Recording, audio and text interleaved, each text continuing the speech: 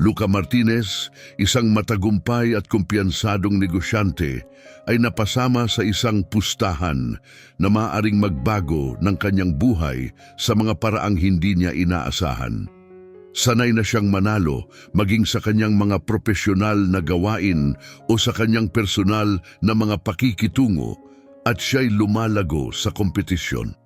Sa isang marangyang party sa New York, ang kanyang matalik na kaibigang si Juan ay nagbigay ng isang hamon na agad nakakuha ng atensyon ni Luca. May ngiting pilyo, hinamon siya ni Juan. Hinahamon kita, Luca. Hindi mo kayang pakasalan ang isang babae na hindi mo karaniwang tipo.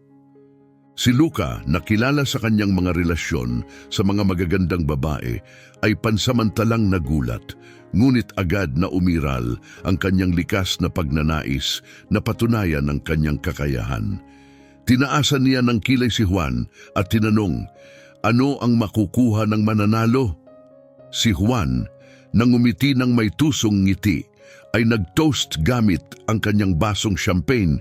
$1,000,000 para sa mananalo, ngunit ang kondisyon ay kailangan mo siyang pakasalan at panatilihin ang kasal ng hindi bababa sa 6 na buwan. Nabuhayan ng loob sa hamon at tukso ng malaking pabuya, agad na pumayag si Luca. Mayroon na si Juan na isang partikular na babae sa isip, si Elena Garcia, isang babae na hindi umaayon sa tradisyonal na pamantayan ng kagandahan. Hindi kilala ni Luca si Elena, kaya't inisip niya ang sitwasyon bilang isa pang pagkakataon ng panalo. Sa mga sumunod na araw, nalaman ni Luca ang higit pa tungkol kay Elena. Siya'y matapang, malaya at may malakas na personalidad, mga katangian na iba sa mga babaeng karaniwang nililigawan ni Luca. Ito ay lalong nagpakilos ng kanyang interes. Sanay sa pagiging dominante, inisip ni Luca kung paano niya haharapin ang isang tao na hindi basta-basta magpapadala sa kanyang impluensya. Nagkita sila sa unang pagkakataon sa isang marangyang restaurant. Pagdating ni Elena, agad napansin ni Luca kung gaano siya kaiba sa mga nakilala niya dati. Hindi siya na-intimidate ng marangyang kapaligiran o ni Luca mismo. Matapang siyang tumingin sa mga mata ni Luca na walang alinlangan. Ikaw siguro si Luca Martinez, sabi ni Elena ng diretso habang umupo siya. At ikaw naman si Elena Garcia, sagot ni Luca na may magalang ng ngiti habang iniabot ang kanyang kamay. Saglit na nag-alangan si Elena bago matatag na tinanggap ang kamay ni Luca, nagpapahiwatig ng kanyang determinasyon. Tapusin na natin ang palabok, sabi ni Elena, diretso ang boses. Alam ko ang tungkol sa pustahan, kasama na ang lahat ng kondisyon. Nagulat si Luca sa pagiging prangka ni Elena, ngunit nanatili siyang kalmado at tinanong, at nandito ka pa rin? Nag-isip si Elena bago sumagot, may dahilan ako. Huwag mong maliitin ang 6 na buwan, maraming pwedeng magbago. Kung iniisip mong mapapasunod mo ako, nagkakamali ka. Ngumiti si Luca. Si Elena ay higit na mas malakas kaysa sa kanyang inaakala, na lalo pang nagpasidhi ng kanyang interes. Sa pagtatapos ng kanilang unang pagkikita, lalo siyang naakit kay Elena. Siya ay kakaiba sa lahat ng nakilala niya. Ang kawalan ng takot ni Elena sa kanya ay hindi lamang nagpaintriga sa kanya, kundi nagdala rin ng respeto. Habang lumilipas ang panahon, palagi nang iniisip ni Luca kung paano haharapin ang kanilang susunod na pagkikita. Karaniwan siyang may kontrol sa mga ganitong sitwasyon, ngunit napagtanto niyang si Elena ay may sariling mga estratehiya. Nagkasundo silang magkita muli sa isang simpleng kapehan na malayo sa mga marangyang lugar na karaniwan niyang pinipili. Si Elena ang pumili ng lugar at dahil sa kanyang pag-usisa, tinanggap ito ni Luca. Nais niyang mas makilala pa si Elena at malaman kung bakit pumayag siya sa isang tila pansamantalang kasunduan ng kasal. Pagdating ni Luca sa kapehan, nadatnan niyang naroon na si Elena, kalmado at masaya sa pag-inom ng tsa, may mahinahong ngiti sa kanyang labi. Malugod siyang tinanggap ni Elena na halatang mas mainit ang pakikitungo kumpara sa unang pagkikita nila, ngunit hindi pa rin nawawala ang kanyang tiwala sa sarili. Akala ko mas pabor ka sa mga 5-star na restaurant, pabirong sabi ni Elena nang umupo si Luca. Minsan masarap din ang pagbabago ng ritmo, sagot ni Luca, sinusubukang magmukhang kalmado, kahit na medyo hindi siya komportable. Nagsimula sila sa magaan na usapan, ngunit agad na dinala ni Elena ang pag-uusap sa mas seryosong usapin. Kung talagang gagawin natin ito, may ilang bagay akong gustong linawin, sabi ni Elena habang ibinababa ang kanyang tasa ng tsaa. Hindi ako naghahabol ng iyong pera o marangyang pamumuhay. 6 na buwan ay 6 na buwan lang at lalabas ako dito katulad ng pagpasok ko. Tinitigan ni Luca si Elena ng mabuti, halatang totoo ang kanyang sinasabi. Si Elena ay isang babaeng alam ang kanyang mga hangarin at malinaw na ang kasal ay hindi isang hakbang para umangat sa lipunan, tulad ng maaaring mangyari sa iba. Kung ganon, ano ang gusto mo? Tanong ni Luca, talagang interesado. Kalayaan, sagot ni Elena ng walang pag-aalinlangan. Mahalaga na maintindihan mo na kahit may kasunduan tayo, hindi ako magiging sunod-sunuran sa iyo. May sarili akong buhay at hindi ito magbabago dahil lang sa pansamantala nating kasal.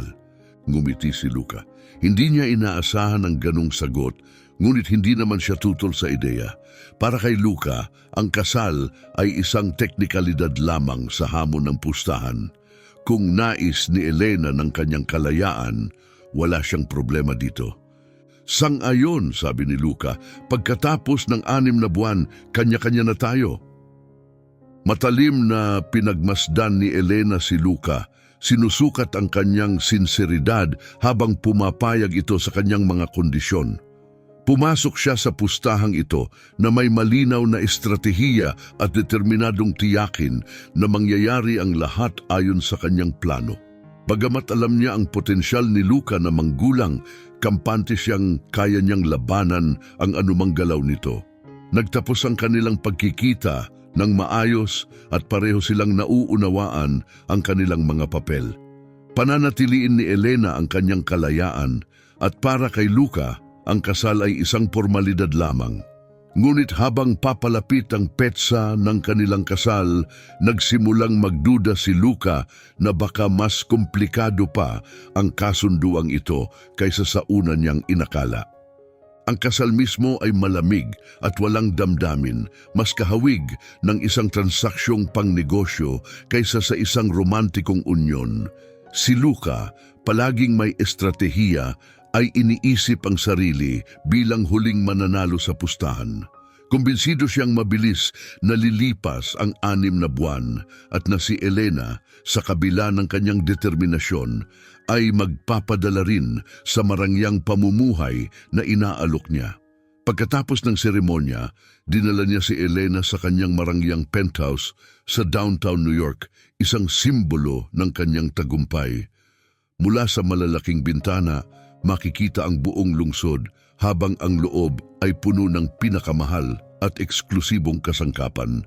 Para kay Luca, ito ang lugar kung saan niya makukumbinsi si Elena gamit ang kanyang kayamanan. Ngunit mula sa oras na pumasok si Elena sa penthouse, nanatiling malamig ang kanyang kilos. Tiningnan niya ang marangyang paligid, hindi sa paghanga, kundi may hamon sa kanyang mga mata. 6 na buwan, Luca, at hindi isang araw pa, matigas niyang sabi, habang nakatingin sa lungsod sa labas ng mga bintana, walang pakialam sa karangyaan sa paligid niya. Si Luca, hindi nagpadala, ay ngumiti ng kumpiyansa. Sanay na siya sa unang pagtutol. Sa kanyang karanasan, lahat ay bumibigay din sa huli sa kanyang karisma at yaman. Iniisip niyang si Elena ay magiging walang pagkakaiba. Sa mga sumunod na araw, matapos ang kanilang kasal, hindi nagtipid si Luca sa pagpapakitang gilas. Pinagsuot niya si Elena ng mga mamahaling alahas, damit na gawa ng mga kilalang designer, at dinala sa mga marangyang bakasyon, lahat para hikayatin siyang yakapin ang marangyang buhay na pinili ni Luca. Ngunit paulit-ulit itong tinanggihan ni Elena. Nananatili siyang tapat sa kanyang payak at simpleng pamumuhay, tumatanggi sa mga alok ng material na kasaganaan. Hindi ko kailangan ang mga bagay na ito, Luca. Malamig niyang sagot na lalong ikinainis ni Luca. Ang pagtanggi ni Elena ay labis na nakaapekto kay Luca. Sanay na siya na palaging nakukuha ang gusto niya, ngunit ngayon ang kanyang kontrol ay hinahamon. Hindi na lamang ito tungkol sa pustahan, naging personal na ang laban. Determinado si Luca na baluktutin si Elena na patunayan na kaya niyang manalo sa laban tulad ng kanyang nakasanayan. Dito nagbago ang diskarte ni Luca at naging mas agresibo. Sinimulan niyang harangin si Elena na magtrabaho. Binibigyan ito ng mga dahilan gaya ng hindi mo na kailangan ng sweldo o dapat kang mag-focus sa pagiging asawa ko. Sa tuwing magpupumilit si Elena, sinasadya niyang patagalin siya bago ito makarating sa mahahalagang pulong. Mapanlikha si Luca sa pagmanipula ng mga iskedyul at sitwasyon para panatilihin ang kontrol. Ngunit hindi bumigay si Elena na natiling matatag at lalo lamang nitong pinapalakas ang kagustuhan ni Luca na magtagumpay laban sa kanya. Unti-unting naging isang larangan ng digmaan ang kanilang relasyon. Lumitaw ang maliliit na alitan sa mga kaswal na usapan na mabilis namang binabalikan ni Elena. Sinisira ang mga pagtatangka ni Luca na maliitin siya o kontrolin. Sa isang gabi na punong-puno ng tensyon, nagpasya si Luca na gamitin ang isang mas emosyonal na taktika. Elena, hindi kita maintindihan, sabi ni Luca na may halong inis at pagkabighani sa kanyang mga mata. Sino mang babae ay magugustuhan ng ganitong karangyaan, ngunit tila hindi ka nasisiyahan. Ano ba talaga ang gusto mo? Sa kauna-unahang pagkakataon, tumingin si Elena ng diretso kay Luca. Ang kanyang mga mata ay puno ng liwanag ng pagtutol na ikinagulat ni Luca. Ano ang gusto ko? Nais ko ng respeto, Luca. Hindi ako isang token sa iyong laro. Iniisip mong mapapamanipula mo ako gamit ang iyong yaman, ngunit nagkakamali ka. Ang yaman ay hindi katumbas ng dignidad o integridad. Maaari kang balutin ng mga kayamanan, ngunit sa loob nananatili kang hungkag at iyon ang tunay na gumugulo sa iyo. Ang mga salita ni Elena ay tumagos ng malalim kay Luca at gumising sa kanya ng isang kamalayan na posibleng nawawala na sa kanya ang higit pa sa awtoridad. Hindi lamang siya lumalaban sa kontrol ni Luca. Sinisira na rin niya ang imahe na itinayo nito sa loob ng maraming taon, isang bagay na nakakatakot para sa kanya. Wala pang sino man ang nagkaroon ng lakas ng loob na harapin siya ng ganoon at ang kakayahan ni Elena na makita ang higit pa sa kanyang material na yaman ay nag-iwan sa kanya ng pakiramdam na walang kalaban-laban. Sa halip na umatras, nagdesisyon si Luca na mas lalo pang pagtibayin ang kanyang kontrol. Pinlano niyang ilayo si Elena sa lahat upang ipakita kung gaano kahirap ang kanyang buhay kung wala siya. Pinutol niya ang mga koneksyon ni Elena, hinadlangan ang kanyang profesional na pag-unlad at sinira pa ang mga mahahalagang plano niya. Ngunit hindi madaling masupil ang diwa ni Elena. Sa bawat balakid, tumatayo siya. Mas determinado kaysa dati, ipinagtatanggol ang kanyang dignidad at tumatangging magpatalo kay Luca. Isang gabi, nagdesisyon si Elena na kumilos. Luca, akala mo ikaw ang may kontrol, hindi ba?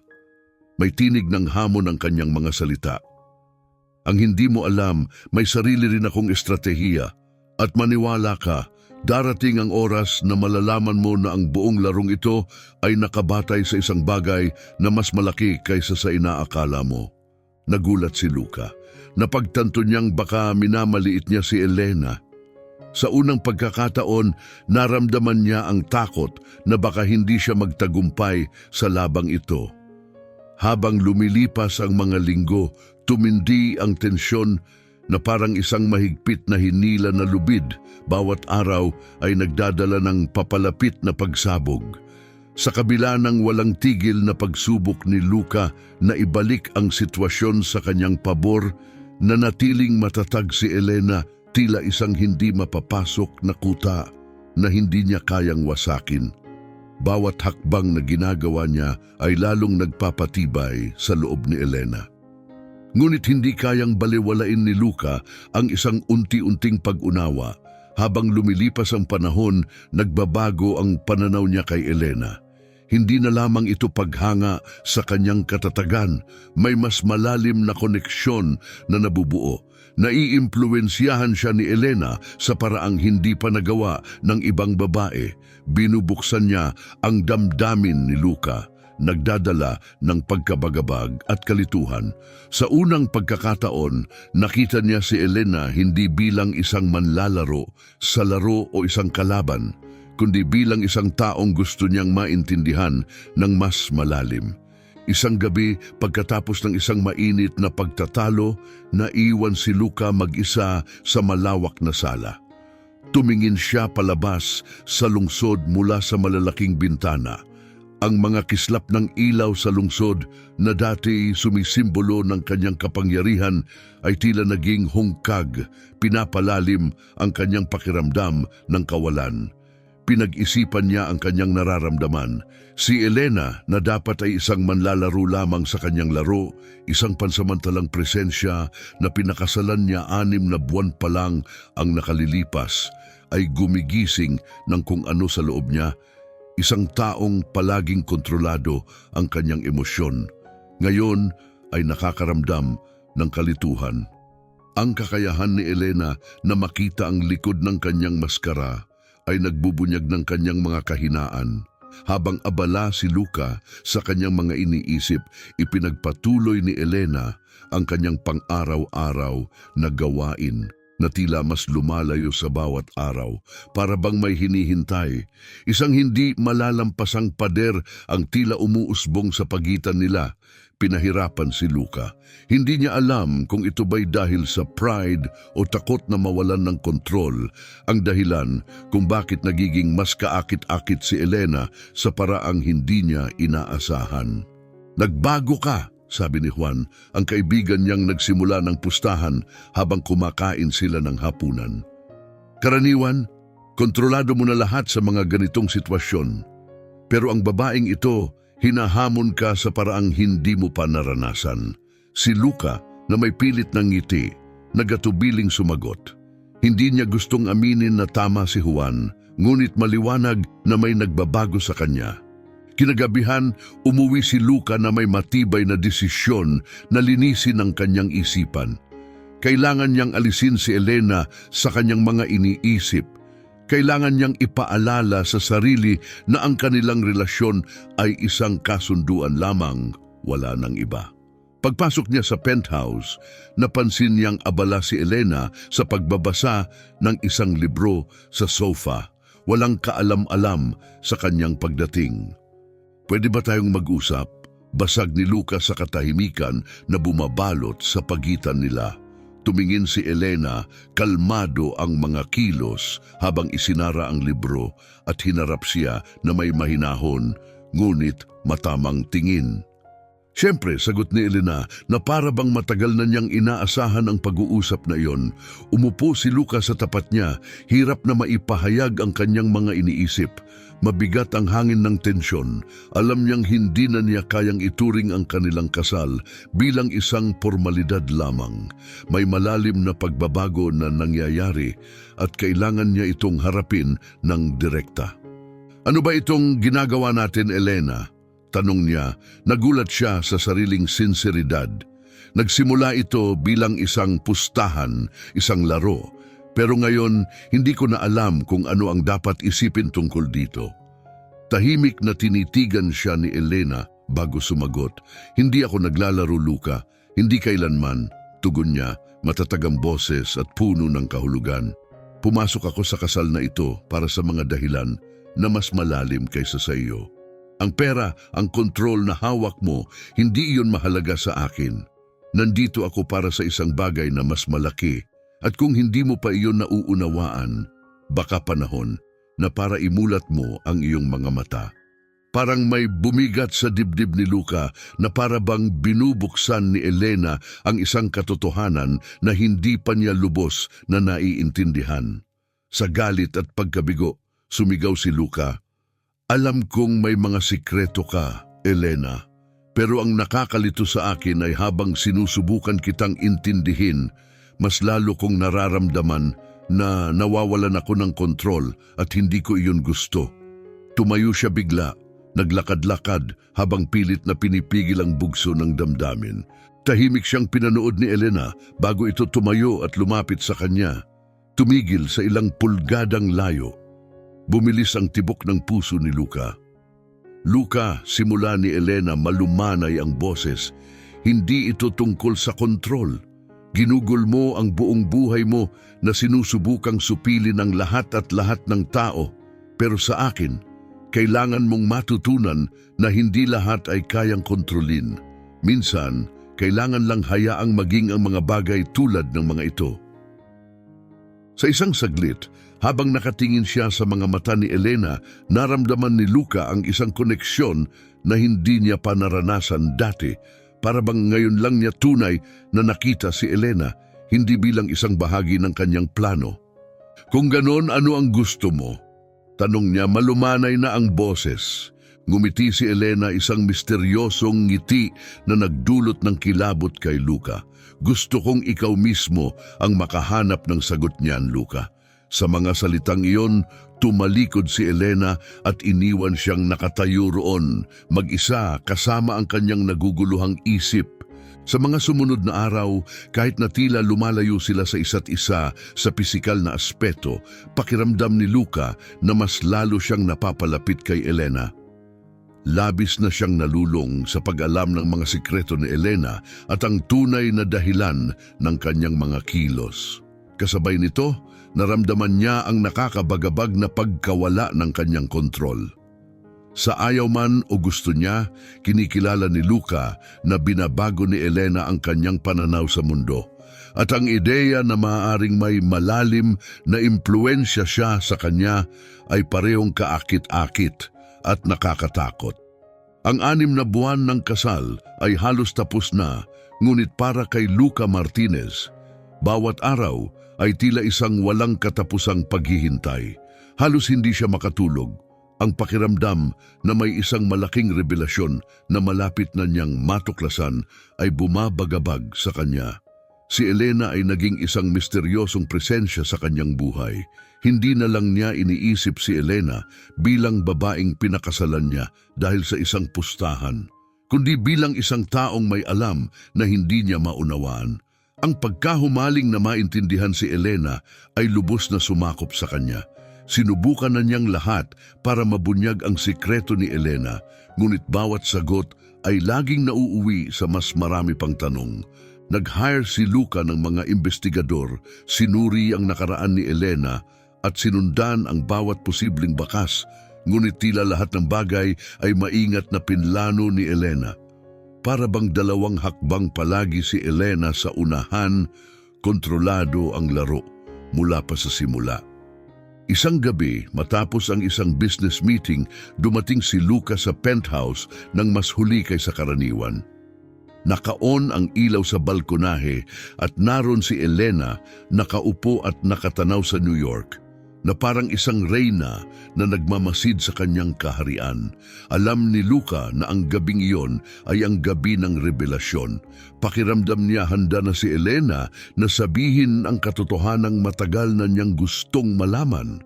Ngunit ang takot sa maaaring marinig ay nagpapahirap sa kanyang dibdib.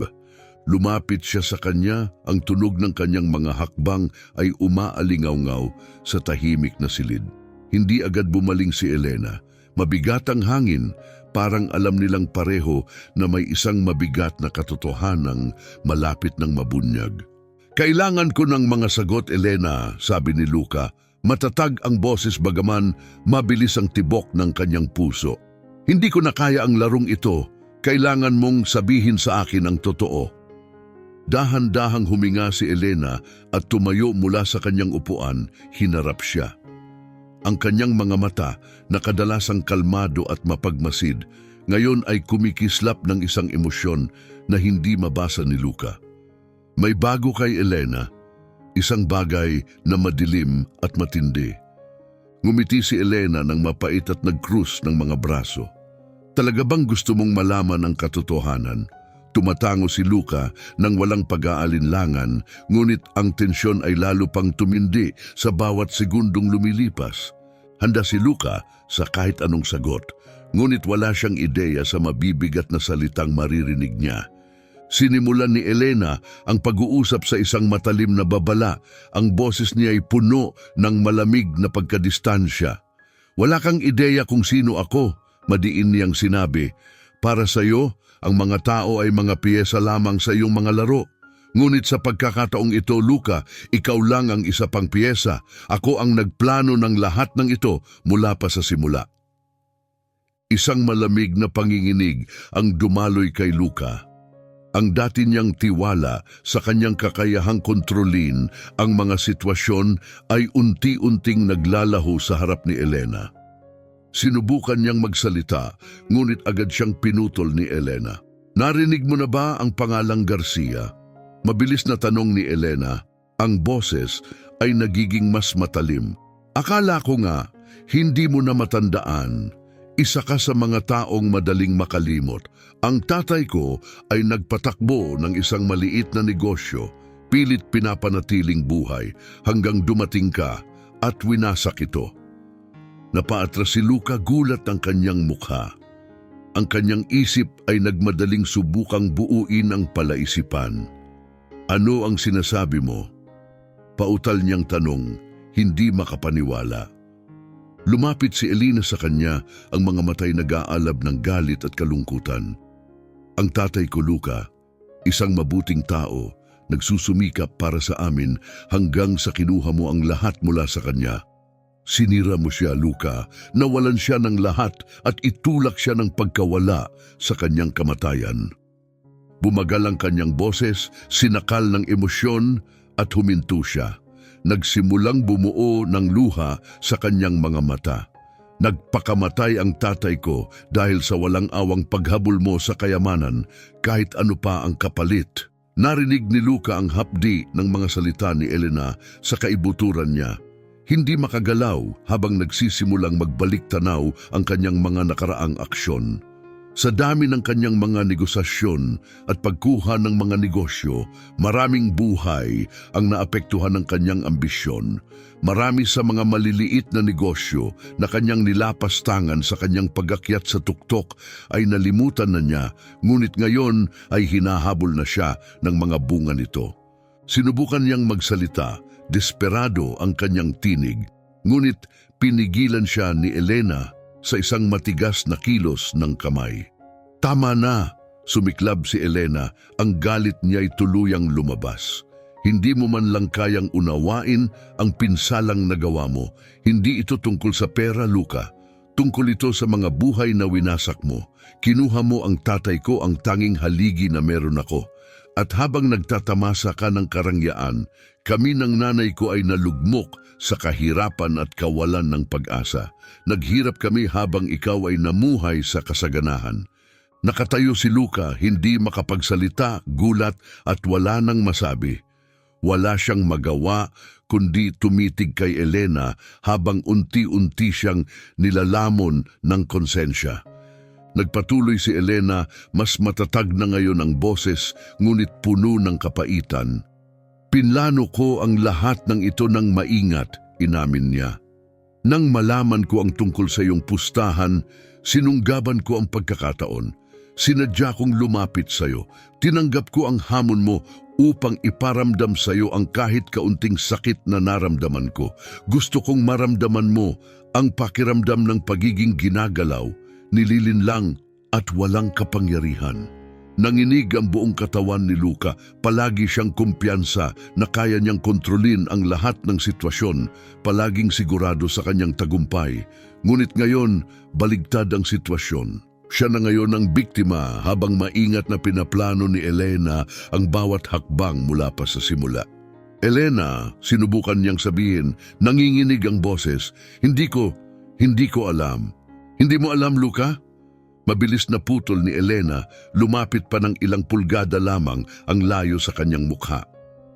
Wala kang alam dahil hindi ka kailanman nag-abala na magmalasakit.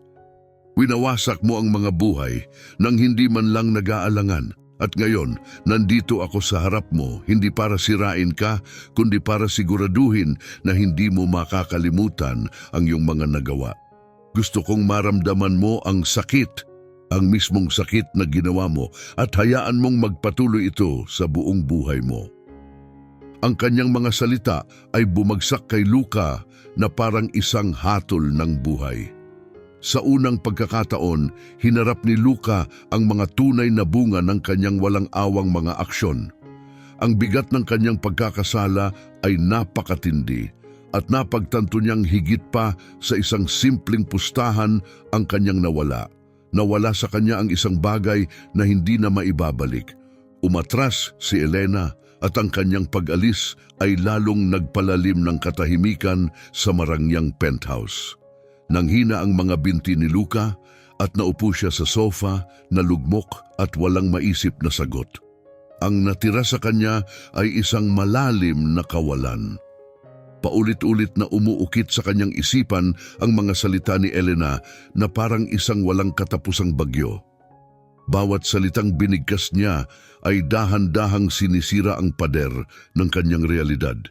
Ang babaeng minamaliit niya na tinuturing niyang isang gamit lang sa kanyang mga laro, ngayon ay binaligtad ang laro. Sa unang pagkakataon, hindi alam ni Luca ang kanyang gagawin. Sa unang pagkakataon, tunay niyang naramdaman ang pagiging walang kapangyarihan.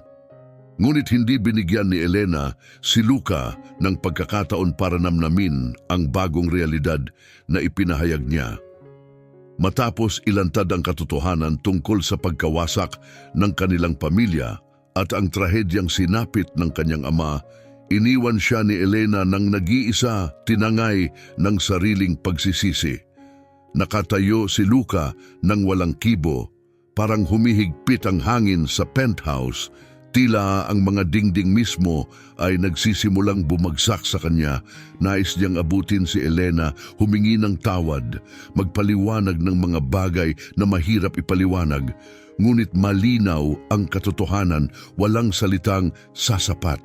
Paano niya mabibigyang katarungan ang mga aksyon na nagdulot ng napakalalim na sugat? Sa mga sumunod na araw, ginawa ni Elena ang pinakakinatatakutan ni Luca. Tuluyan siyang binaliwala. Ang mismong presensya niya ay naging isang matalim na paalala ng kanyang mga pagkukulang. Dumadaan siya kay Luca na para bang isa lang itong hangin, walang kahalagahan sa loob ng sarili niyang tahanan. Sa almusal, nanatiling tahimik si Elena, bihirang tumingin sa kanya. Tuwing sinusubukan ni Luca na magbukas ng usapan, tila naglalaho ang mga salita bago pa man makarating kay Elena, harang ng malamig na pader na itinayo niya sa pagitan nila. Si Luca, na dating siyang pinakamakapangyarihan sa anumang silid, ay bigla na lang naging tila wala, hindi pinapansin at walang halaga sa kanyang sariling tahanan. Ang kakulangan ng pagkilala ay isang matinding pasakit. Patuloy na nakikisalamuha si Elena sa mga tauhan ng bahay at tinutugunan ang kanyang mga personal na gawain na parang wala si Luca. Lalong pinapalalim ang pakiramdam ng kawalan niya ng halaga at unti-unting binubuwag ang katauhan na itinayo niya para sa sarili. Isang umaga, habang paalis si Elena, tinawag siya ni Luca. "Elena, kailangan nating mag-usap." Huminto si Elena, hindi lumingon, abala sa pag-aayos ng kanyang coat. Tahimik na tumagal ang saglit na iyon, nagpalala sa bigat ng paligid. Umaasa si Luca ng kahit anong reaksyon, galit, pagkadismaya o kahit anong emosyon na magbibigay ng tanda na siya ay may halaga pa. Ngunit nanatiling tahimik si Elena at nagpatuloy siya sa paglabas. Maingat na isinara ang pinto sa likod niya. Ang tunog nito'y bumaon sa pandinig ni Luca.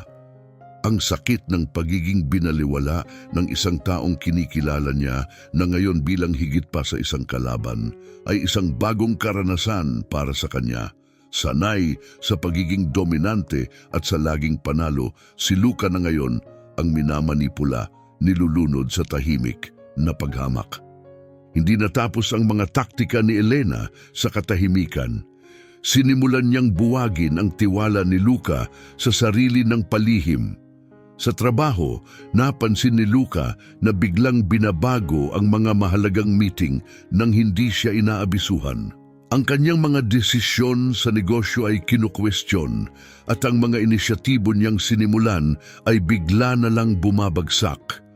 Ramdam ni Luca ang kamay ni Elena sa mga kaguluhang ito, ang kanyang di nakikitang impluensya na pinalalakad ang mga hibla ng kanyang propesyonal na buhay. Sa bahay, lalong lumala ang sitwasyon. Malinaw ang paghamak ni Elena, sinasadya niyang palawakin ang distansya sa pagitan nila. Hindi na siya sumasama kay Luca para kumain at kung meron mang pakikipag-usap, ito'y nauuwi lamang sa mga walang kabuluhang paksa. Tuwing sinusubukan ni Luca na ayusin ang kanilang relasyon, sinasalubong siya ni Elena ng malamig na titig, parang isang istorbo lamang siya.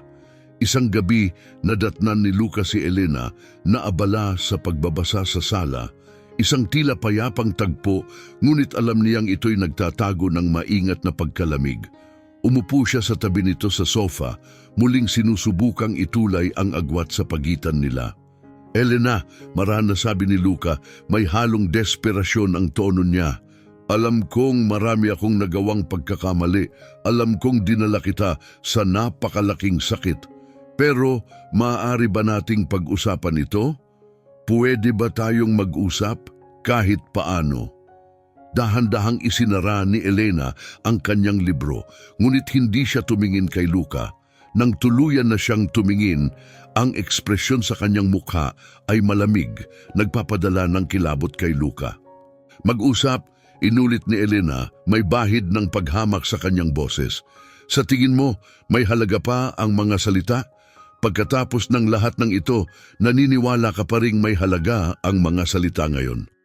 Mali ako, Elena. Inaamin ko na. Nagpumilit si Luca, tumayo mula sa sofa at dahan-dahang lumapit, hinahanap ang kahit anong koneksyon. Gagawin ko ang kahit ano para itama ang mga pagkakamali ko. Kaya kong magbago, ipinapangako ko. Tumingin si Elena sa kanya, ang kanyang mga matay matalim at mapanuri na para bang sinusuri ang sinseridad ng kanyang mga pangako. Magbago? Tanong ni Elena, dahan-dahang tumayo. Sa tingin mo ba kaya mong balikan at baguhin ang nakaraan? Kaya ba ng mga pagbabago mo na buhayin muli ang aking ama? Kaya ba nilang burahin ang mga tao ng paghihirap na idinulot mo sa amin? Hindi, Luca, hindi nila kaya. Lumapit si Elena at naramdaman ni Luca ang bigat ng mga mata niya. Parang may bumibigat na puwersa sa kanya habang tinititigan siya nito. Ano man ang gawin mo ngayon, ginagawa mo para sa sarili mo. Ang bigat ng pagkakasalang nararamdaman mo, iyan ang pasan mo habang buhay. Tahimik na tumayo si Luca, unti-unting nare-realize na walang simpleng daan patungo sa pagtubos. Walang madali ang kapatawaran. Gusto niyang ayusin ang maaaring pang-itama, ngunit ang mga sugat ni Elena ay napakalalim para sa mababaw na paghilom. Sa mga sumunod na araw, mas lumala pa ang paghihiganti ni Elena.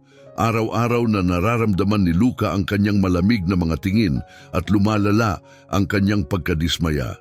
Sinikap niyang ipakita ang kanyang pagbabago, ang intensyong ituwid ang sarili, ngunit bawat pagsisikap ay sinalubong ng malamig na pagwawalang bahala ni Elena o kaya'y mapait na mga patutsada. Isang gabi, pagkatapos ng isang matinding pagkabigo sa trabaho, isa pang proyekto na nabaliwala. Umuwi si Luca at narinig si Elena na tumatawa habang nasa telepono. Narinig niya ang ilang bahagi ng pag-uusap at napagtanto niyang tinatalakay ni Elena ang kanyang mga palpak na desisyon sa trabaho.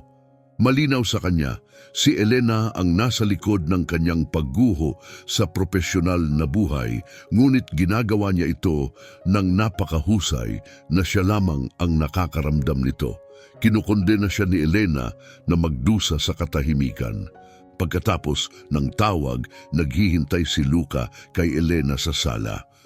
Ang mukha niya ay may halong pagod, bakas ang pinipigilang galit at matinding pagkabalisa.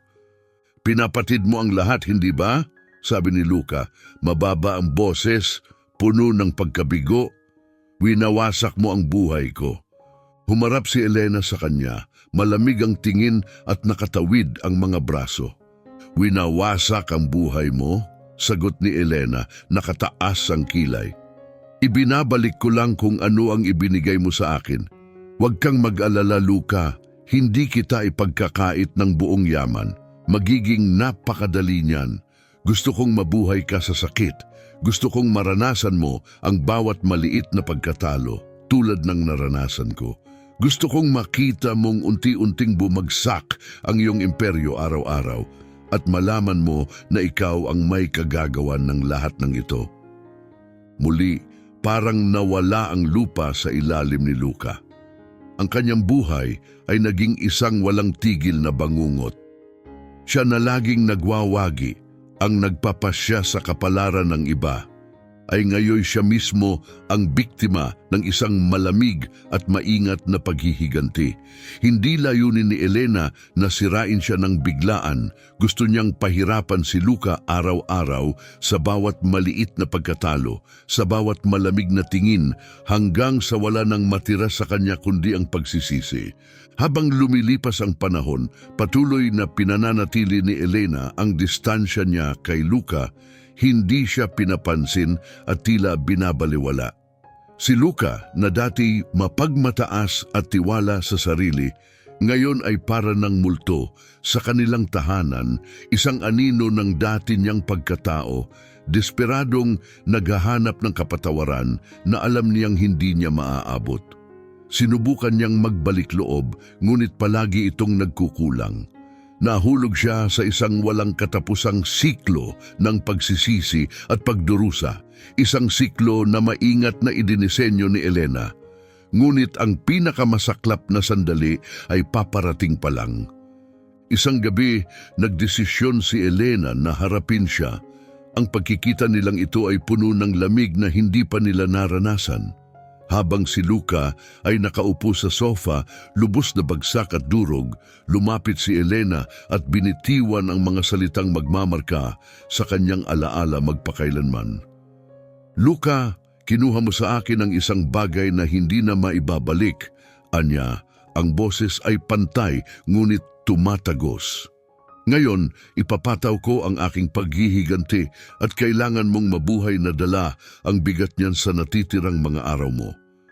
Matapos ang mga salitang iyon, iniwan siya ni Elena, walang ibang dapat sabihin. Hindi na kailangan ng karagdagang paliwanag. Nagsimula na ang paghihiganti at alam ni Luca na hindi na siya makakabawi. Si Luca Martinez ay natrap sa isang maze ng pagkakasala at kawalang pag-asa. Maingat na ginawa ni Elena na maramdaman niya kung ano ang pakiramdam ng mawala ng kontrol. Ang mga sumunod na linggo ay puro pagdurusa. Hindi na siya ang dating tiwala at mapagmataas na lalaking iniisip na kaya niyang manipulahin ang lahat sa paligid niya.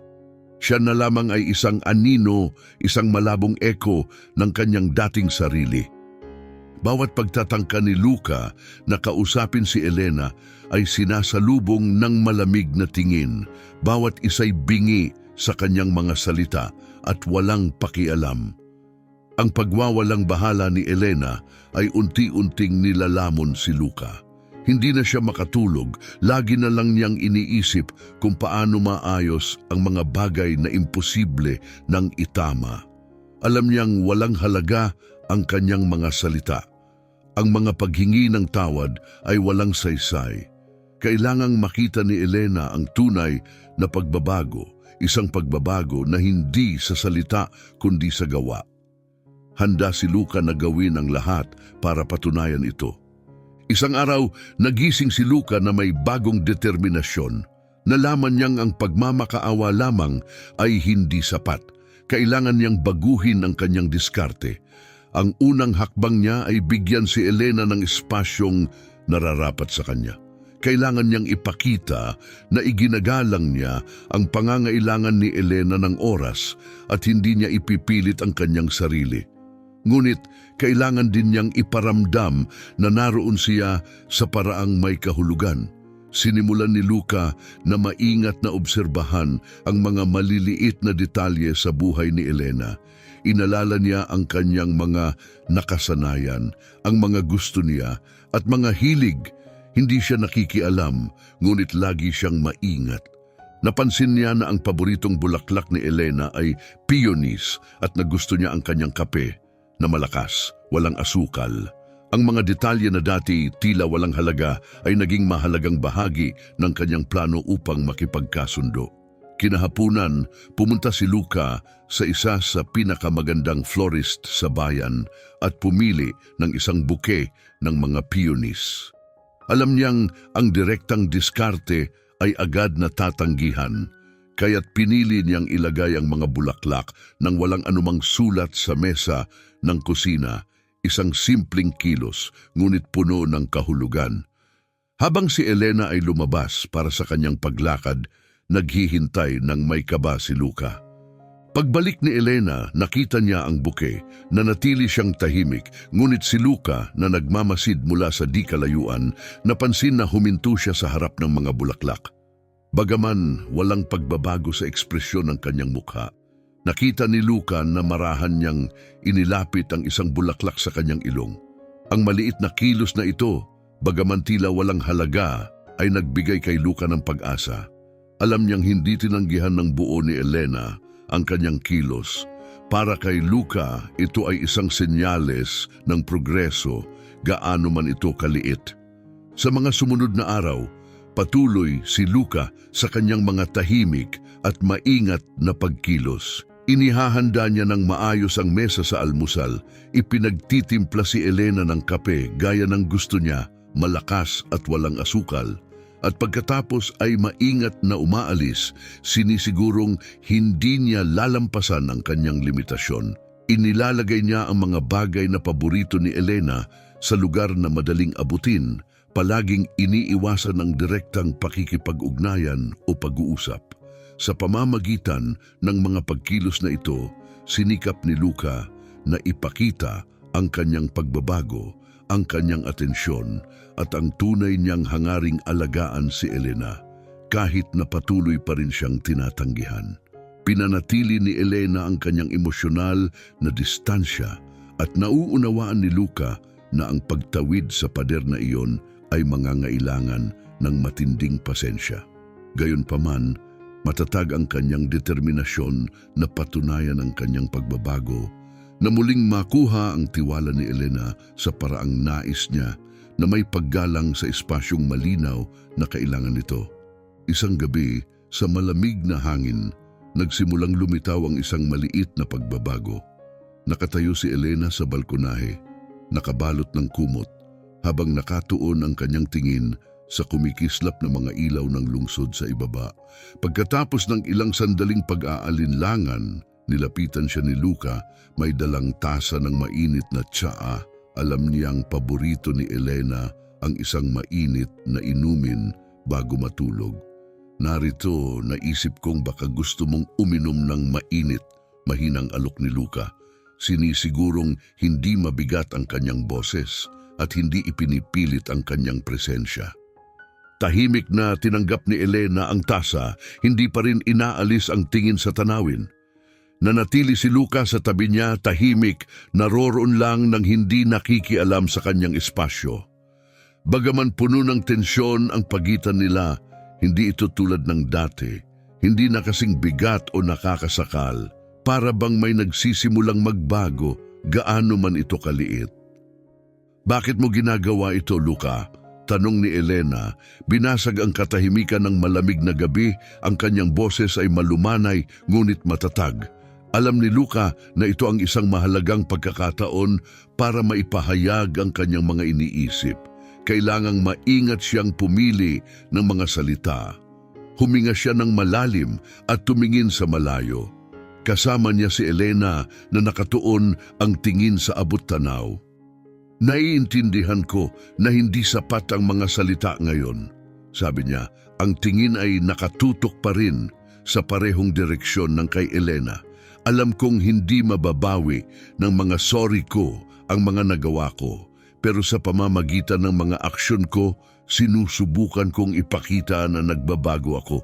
Gusto kong maging mas mabuting tao. Hindi lamang para sa iyo kundi dahil na-realize kong kailangan ito para sa akin. Tahimik na tinanggap ni Elena ang mga salita niya at tumagal pa ng ilang sandali bago siya muling nagsalita habang patuloy na umiihip ang malamig na hangin. Tila lumambot ang hangin sa kanilang paligid.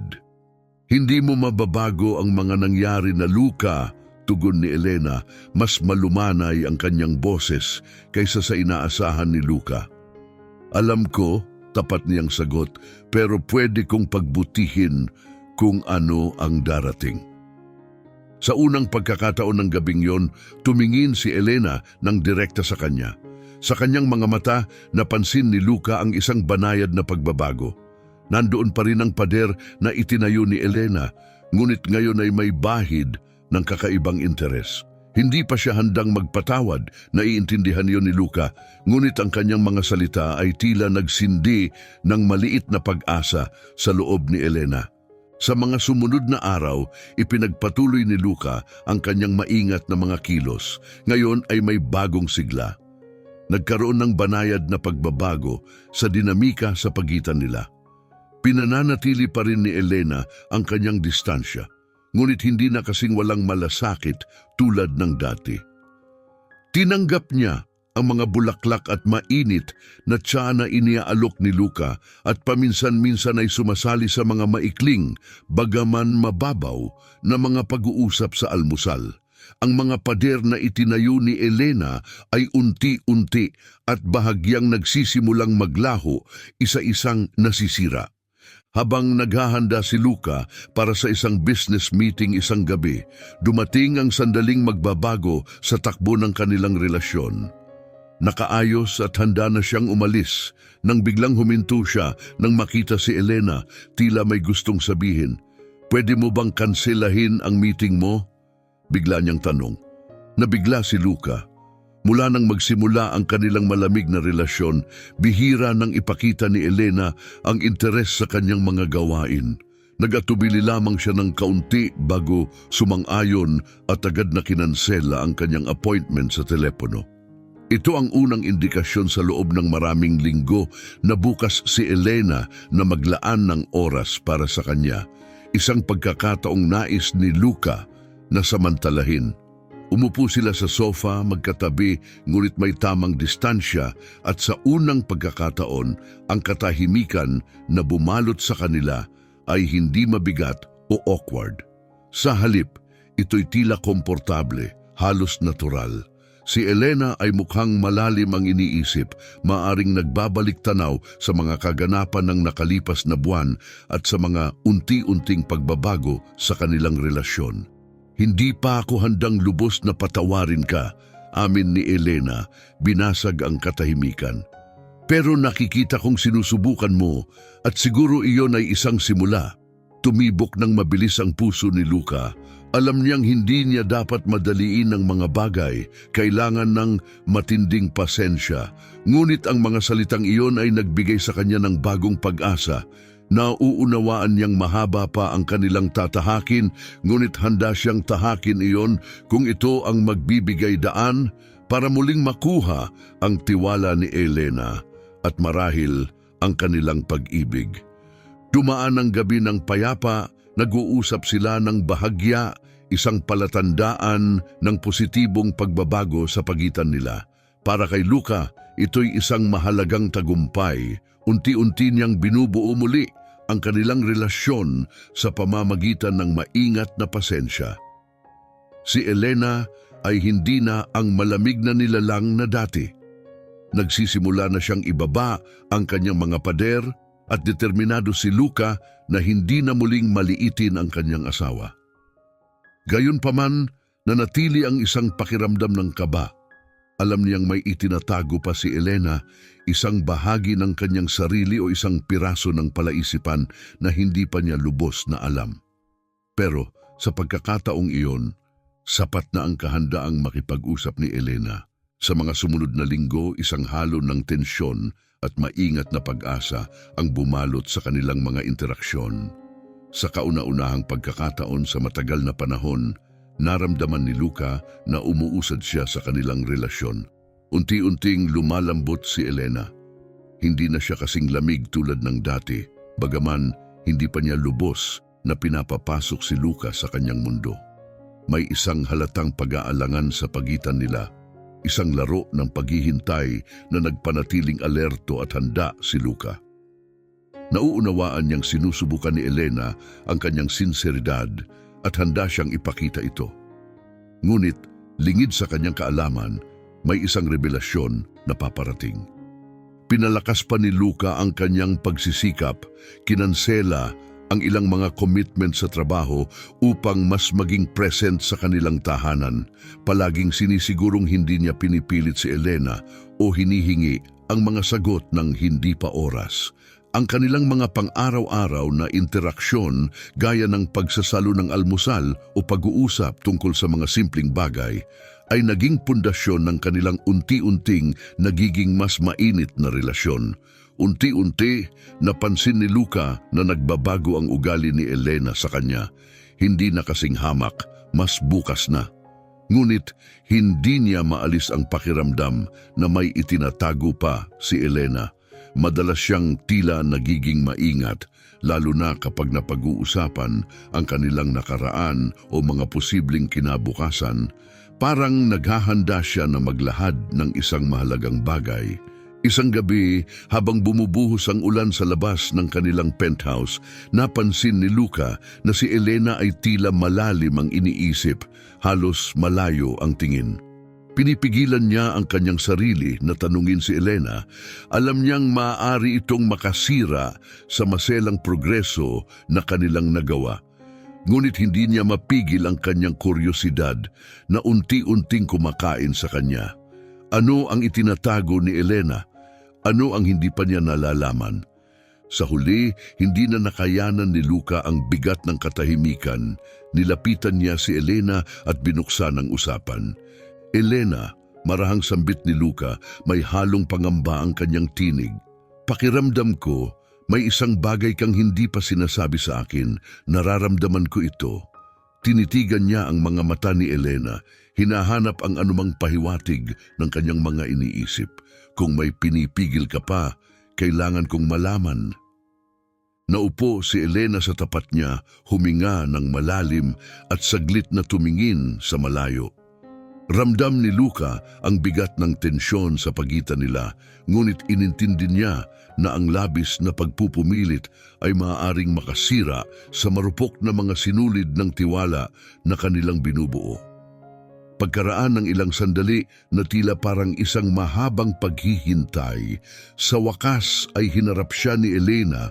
Ang kanyang mga mata ay isang komplikadong halo-halo ng sakit at determinasyon. Tama ka, Luca.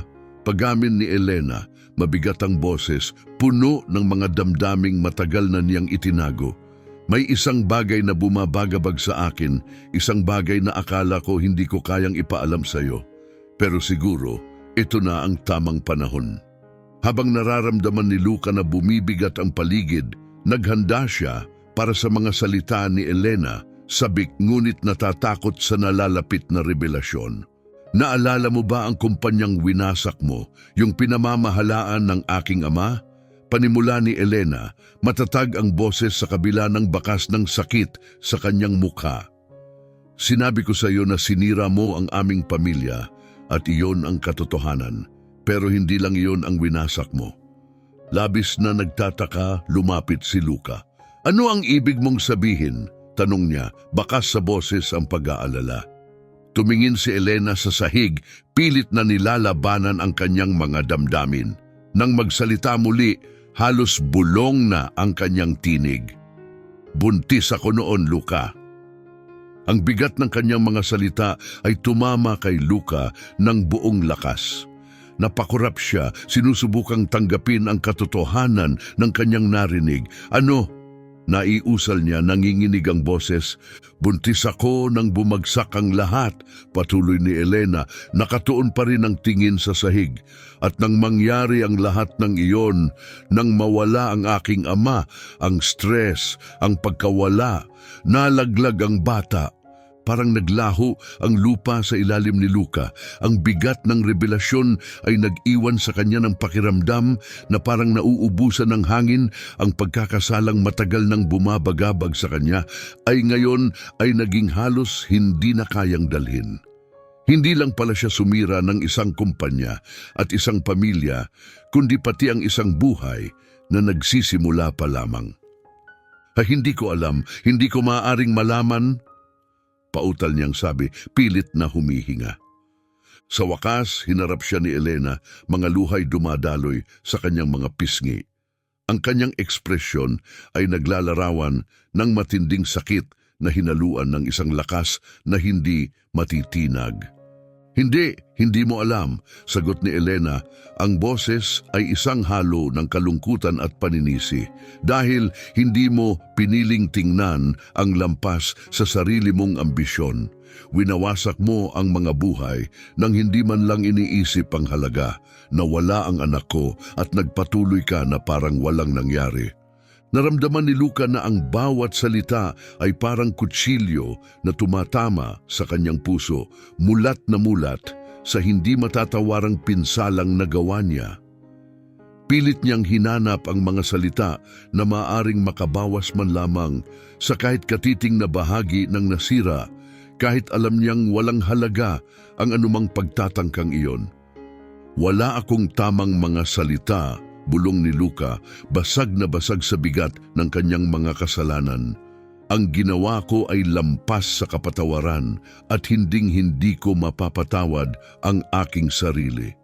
Pero Elena, nandito ako, handang gawin ang kahit ano para maitama ang mga mali, kahit gaano pa ito kahirap. Tahimik siyang tinitigan ni Elena, ang bigat ng sandali ay tila naglalayong pagitan ng dalawa. Alam ni Luka na walang paghingi ng tawad ang makapagbabalik sa nawala, ngunit kumapit siya sa mumunting pag-asang maibsan ang sakit ni Elena. Matapos ang mahabang katahimikan, malalim na huminga si Elena at ipinikit ang kanyang mga mata, tila may hinahanap na desisyon sa kanyang kalooban. Pagkadilat ng kanyang mga mata, may bakas ng sakit sa kanyang mukha, ngunit may bagong bagay ding naipakita, isang pahiwatig ng isang bagay na hindi maipaliwanag, isang banayad na pagbabago na hindi maunawaan ni Luka na maaring hudyat ng isang pag-asa para sa kanilang dalawa. Luka, hindi ako sigurado kung posible ang kapatawaran, taos-pusong sabi ni Elena. Ang sakit at pinsala ng nangyari ay malalim. Saglit siyang huminto, tila naghahanap ng tamang mga salita. Ngunit, kinikilala ko ang iyong pagsisikap na maitama ang mga pagkakamali at marahil may kaunting posibilidad na sa paglipas ng panahon, maaari akong magsimulang makalimot, pero hindi ito magiging madali o mabilis. Napuno ng magkahalong pag-asa at pangamba si Luka at tumango siya. Alam niya ang hamon na naghihintay, ngunit napanatag siya sa bukas na puso ni Elena para sa isang muling pagsisimula.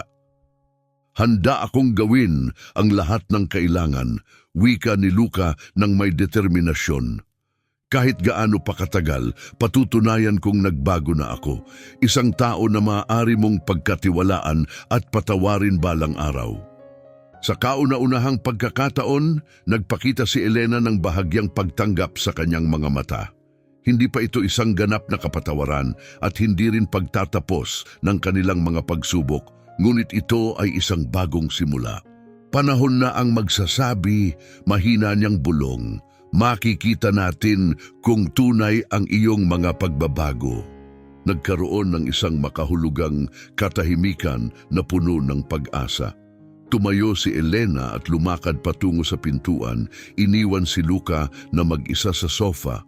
Ngunit sa pagkakataong ito, iba ang naramdaman niya. Hindi siya nadurog ng kawalan ng pag-asa, kundi puno ng pag-asa para sa kung ano ang susunod na mangyayari. Sa mga araw matapos ang maingat na mga salita ni Elena, dumaan si Luca sa isang malaking pagbabago. Paulit-ulit na bumabalik sa kanyang isipan ang mga sinabi ni Elena, na nagsilbing paalala ng mga sakit na kanyang naidulot. Ngunit sa halip na malunod sa pagsisisi, napagpasyahan ni Luca na gawing motibasyon ang kanyang kasalanan para magbago. Ang layunin niya ay hindi lamang maibalik ang pagmamahal ni Elena, kundi upang makuha ang kanyang respeto at ng iba pang mga tao na kanyang nasaktan sa kanyang agresibong karera sa negosyo. Isang umaga, gumawa si Luca ng isang mahalagang desisyon. Hindi na niya hahayaang ang kanyang mga nakaraang pagkakamali ang magdikta ng kanyang buong pagkatao. Determinado siyang itama ang mga maling nagawa. Sinimulan niya ang isang paglalakbay upang ituwid ang mga pinsalang naidulot simula sa paghahanap ng mga taong naapektuhan ng kanyang mga estratehiya sa negosyo. Ang kanyang unang hakbang ay nagdala sa kanya sa pintuan ng isang dating karibal na ang negosyo ay kanyang nawasak ilang taon na ang nakalipas. Lumapit siya sa isang simpleng tahanan na lubos na kakaiba sa karaniwang mga lugar na kanyang kinasanayan at kumatok. Binuksan ng isang lalaking hindi pamilyar kay Luca ang pinto. Ang kalungkutan sa mukha ng lalaki ay tumama kay Luca ng malalim. Ang pangalan ko ay Luca Martinez. Pakilala niya. Ang tono ng kanyang boses ay mas tapat kaysa dati. Nandito ako upang humingi ng tawad. Sinuri siya ng lalaki ng mabuti at may mapait na pagtawa ang kumawala mula dito. Humingi ng tawad? Paano naman makakatulong yan ngayon? Alam kong hindi ko na mababawi ang mga nagawa ko, sagot ni Luca ng may paninindigan, pero nandito ako upang magbigay ng suporta at kabayaran para matulungan kayong makabangon sa pinsalang naidulot ko. Sa mga sumunod na linggo, masigasig na tinahak ni Luca ang kanyang misyon ng pagtubos. Binisita niya ang maraming pamilya, personal na nakikipag-ugnayan, at hindi lamang nag-aalok ng pinansyal na tulong, kundi pati na rin ng kanyang oras at pangako upang tunay na maunawaan ang lawak ng pinsalang kanyang naidulot. Nagsimula rin siyang magbigay ng malalaking pondo sa maliliit na negosyo na naapektuhan ng kanyang mga nakaraang gawain at lumikha ng mga programa para tulungan ang ibang mga negosyante na makabangon. Mula sa malayo, inobserbahan ni Elena ang pagbabago ni Luca. Bagamat una siyang nagduda, unti-unting napansin niya ang tunay na pagbabago sa kilos nito. Sa paglipas ng panahon, habang patuloy na ipinapakita ni Luca ang kanyang dedikasyon sa pagbabago, nagiba ang pananaw ni Elena sa kanya at nabuo ang bagong respeto at paghanga sa kanyang tapat na pagsisikap. Isang gabi, habang nakatayo si Elena sa balkonahe at nakamasid sa tanawin ng lungsod, lumapit si Luca, kararating lang mula sa isa na namang pagbisita. Ang kanyang aura ay nagbago, puno ng mas malalim na kapayapaan at determinasyon. "Kumusta ang araw mo?" tanong ni Elena na hindi pa rin nililingon ang tanawin. Sa isang mabigat at makahulugang buntong hininga, inamin ni Luca, "Mahirap, pero mahalaga. Bawat pag-uusap, bawat paghingi ng tawad ay isang hakbang hindi lang para patunayan ang sarili ko sa iyo, kundi para maging mas mabuti rin ako." Nang humarap si Elena sa kanya, napansin ni Luca ang pagbabago sa kanyang mga mata. Ang natitirang galit at sama ng loob na kanyang kinikimkim ay tila naglaho. Sa sandaling iyon, nakita niya ang tunay na pagbabago kay Luca. Hindi na siya ang mapagmataas na lalaking pumasok sa buhay ni Elena dahil sa isang pusta. Siya ay nag-evolve sa isang taong tunay na nagsisikap para sa ikabubuti. Isang tao na handang ipaglaban ang kanilang relasyon. Nakikita ko yan, Luca. Malumanay, ngunit may paniniwalang sabi ni Elena, handa rin akong subukan. Marahil panahon na para iwanan natin ang nakaraan at magsimula ulit. Naramdaman ni Luca ang matinding ginhawa, isang damdaming hindi niya inasahan. Ang mga salita ni Elena ay tila isang regalo na nagpapahiwatig ng kanyang kahandaang tuklasin ang kanilang potensyal, hindi bilang mag-asawang itinali lamang ng pagkakataon, kundi bilang 2 taong handang magsimula ng bagong landas ng magkasama. Habang papalapit na ang pagtatapos ng kanilang 6 na buwang kasunduan sa kasal, naganap ang isang di inaasahang pagbabago. Si Elena at Luca ay nagsimulang magkaroon ng mas malalim na koneksyon. Ang kanilang mga interaksyon ay naging mas maluwag at puno ng mga sandali ng tawa at tunay na koneksyon. Unti-unti, umusbong ang pag-ibig sa pagitan nila sa paraang hindi nila inaasahan at mula sa pagiging mag-asawang pinagbuklod ng isang kasunduan, sila ay naging mga kasamang natutuklasan ang isa't isa ng may sinseridad at pagmamahal. Sa huling gabi ng kanilang kasunduan, naghanda si Luca ng espesyal na hapunan. Alam ang kahalagahan ng gabing iyon. Ito ay isang mahalagang pagkakataon at determinado siyang humakbang ng higit sa kontratang kasunduan. Elena, sabi niya habang sila'y kumakain, ang kanyang tono ay naglalaman ng hindi inaasahang kaba. Malapit nang matapos ang ating kasunduan, ngunit ayoko sanang matapos na lang tayo dito. Totoong nahulog ang loob ko sa iyo, Elena. Sana'y maaari tayong magpatuloy sa pagkakataong ito bilang tunay na magkasintahan, walang pusta, walang pagpapanggap. Si Elena, bagamat nagulat sa tapat na pag-amin ni Luca, ay napagtanto rin na ang kanyang nararamdaman ay tahimik na lumalim sa mga nakaraang linggo. Mula sa simula ng kanilang pag-aalitan, umusbong ang kanilang pagmamahal ng totoo at malalim. Mahal din kita, Luca, sagot ni Elena. Ang kanyang boses ay malumanay, ngunit puno ng paninindigan. Gusto ko ring subukan. Buuin natin ang ating hinaharap ng magkasama bilang magkapantay, bilang tunay na magkasintahan. Sa mga sandaling iyon, nilasap nila ang dalisay na kasiyahan. Matapos lampasan ang tila hindi malalampasang mga pagsubok, handa na silang magpatuloy ng magkasama at pantay-pantay patungo sa isang hinaharap na puno ng pinagsasaluhang pangarap at mga posibilidad. Pagkaraan ng ilang buwan, nagsimulang makaranas si Elena ng kakaibang pagkahilo tuwing umaga na hindi pangkaraniwan para sa kanya. Ang kanyang mga hinala tungkol sa kanyang kalagayan ay nakumpirma sa isang medikal na pagsusuri. Siya ay nagdadalang tao. Nang ibinahagi niya ang balita kay Luca, ang reaksyon nito ay pinaghalong tawa at luha, isang pagsabog ng dalisay na kagalakan. Ang kanilang mga nakaraang pagsubok ay tila nagsilbing daan patungo sa masayang bagong simula. Handa na silang tahakin ang isang bagong kabanata, kasama na ang paglago ng kanilang pamilya.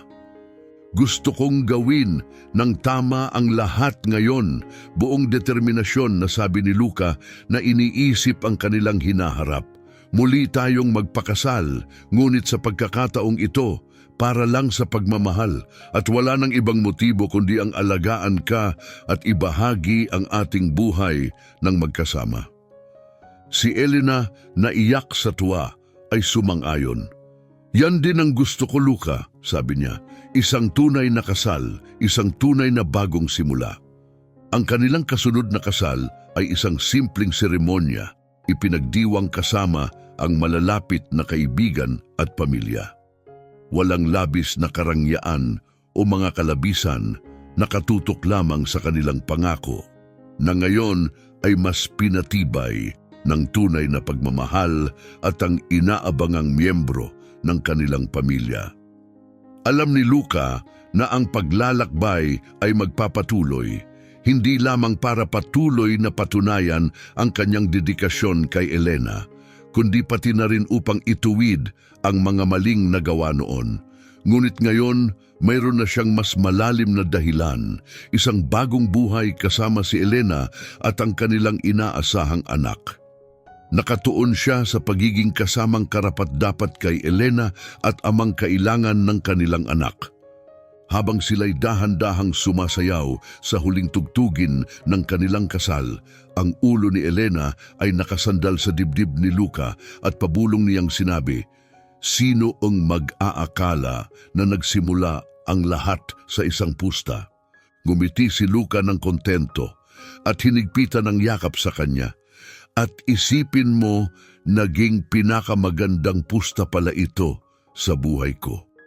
Yakap ang isang hinaharap na puno ng pagmamahal, pagtubos at pag-asa, sabik silang harapin ang mga darating na araw. Ano sa palagay ninyo? Tama bang pinatawad ni Elena at muling pinakasalan si Luca? Sabik kaming marinig ang inyong mga opinyon sa mga komento. Mahalaga sa amin ang inyong partisipasyon. Kung nagustuhan ninyo ang kwentong ito, mag-subscribe sa aming channel para sa iba pang mga kwentong puno ng damdamin. Salamat sa inyong panunood.